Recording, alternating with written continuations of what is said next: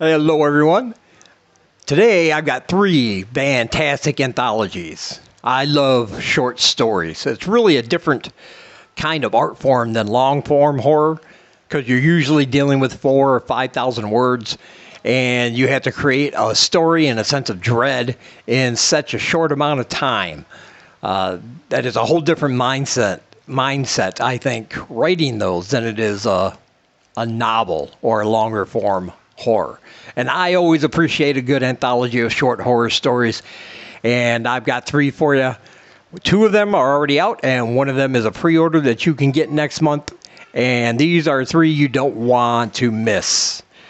And we're going to talk about all that. But first, I want to remind you that I have books for sale. You can find those at the link in the description. And also, my story appears in an anthology of extreme body horror called Ooze. You can read my story along with 20 other authors, and I will leave a link for that if you want to purchase it in the description as well. All right, let's get on with the video. All right, so the first anthology I want to talk about is from one author. This is a single author anthology by Christopher Hawkins, and it's called Suburban Monsters.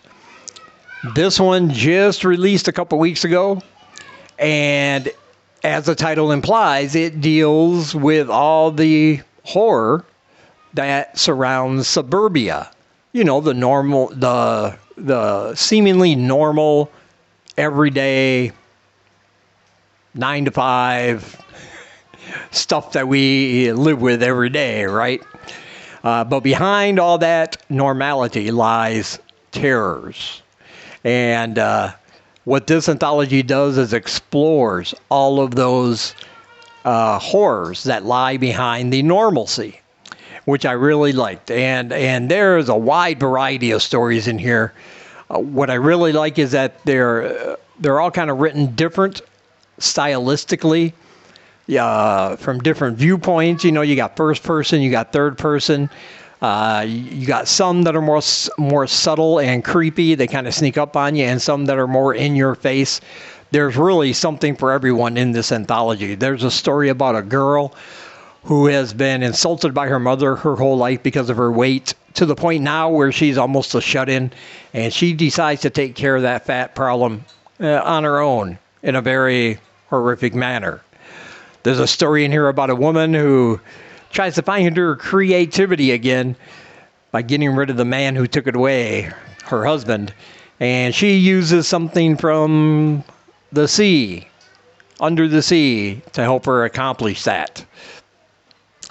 And there's one in particular, because if you know me, you know I don't like dolls, mannequins, scarecrows, any of that kind of thing. And there's one particularly really freaky one about some mannequins in like a Hot Topic kind of store in the mall. And that one really freaked me out, because that's my thing in horror. Those kind of things freak me out. So I appreciated that one in there as well. But you're going to find something in this anthology for you, definitely. You're going to definitely have your favorites. And if you decide to pick up a copy, or if you've already read it, let me know in the comments which stories you liked. And if you haven't picked it up yet, I will leave a link down below for all three of these, so you can go ahead and do so. But I highly recommend Suburban Monsters. And next we have American Cannibal. Yes, if you can tell by the title, this one is all about cannibalism.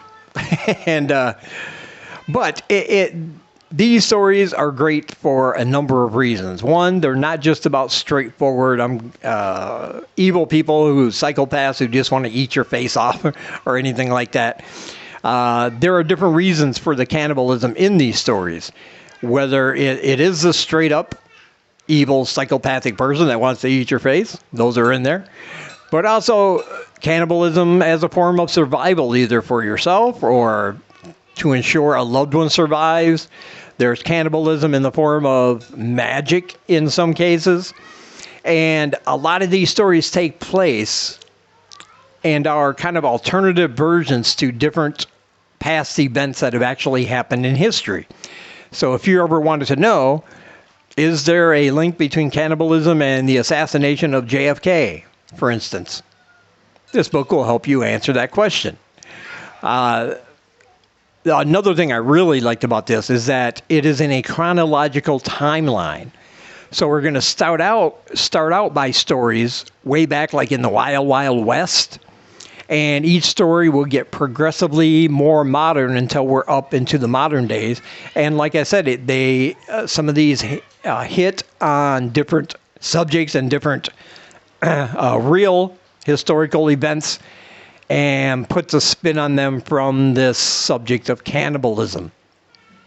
And all these stories are really good, and they're creepy, they're scary, there's a lot of blood and gore, obviously, when you're dealing with a subject like this.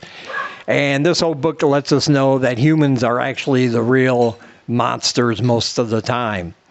And I really appreciate that. It's a fantastic anthology. I cannot recommend it enough. Hit the link below to pick up your copy of American Cannibal. And finally, last but certainly not least, is an anthology coming out on April 18th. So it's not that far away. There is a pre-order link down below. This one is called Collage Macabre. What I like about this one is that this deals with horror from the perspective of art, artists, and artistry. So you'll have stories in here dealing with things like music and musicians, painters, people that draw, people that sculpt, and even some art forms that you might not be familiar with in a Western culture. And they're all excellent for everything from musicians who get this inspiration from a strange plant that is sent to them from overseas that gets really creepy really fast.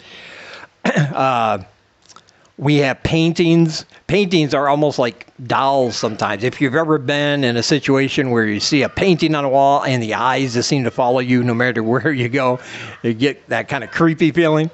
And this will deal with paintings that come to life. Sometimes people going into paintings and having to live out the horrific scenes that those paintings depict.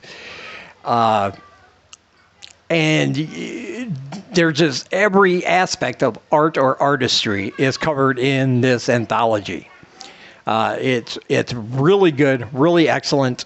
The authors in here did a really great job of putting their own spin on the subject of art and the starving artist, the crazy artist, the people who, for them, life imitates art or art imitates life. And all those themes are presented in the stories in this book.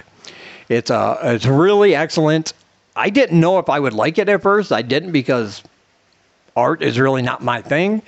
I'd like to write, sure. But the rest of it I'm not sure about. But I found myself engaged with all of these stories in here to some degree. And it's definitely a great anthology. And I highly, highly recommend that you pick it up. Collage Macabre. Like I said, it's coming out on April 18th. Pre-order link is in the description, and I highly recommend it. So there you go. 3 awesome anthologies of short horror stories for you to dig your teeth into. And pick up one. Pick them all up. That's what I would recommend. Add to that already unwieldy TBR pile of yours, but you're going to want to read these sooner or later. And the good thing about short stories is that they're bite-sized pieces, so you can kind of read a story or two and then put it down, come back to it later without having to worry about forgetting what you read or missing your place like you would in a novel or something like that. So definitely check out all those links down below. Check out all the rest of my links. And as always, I want to say thank you for taking some of your time, spending it here with me. I really appreciate you guys watching. And until we meet again, keep reading spooky, my friends.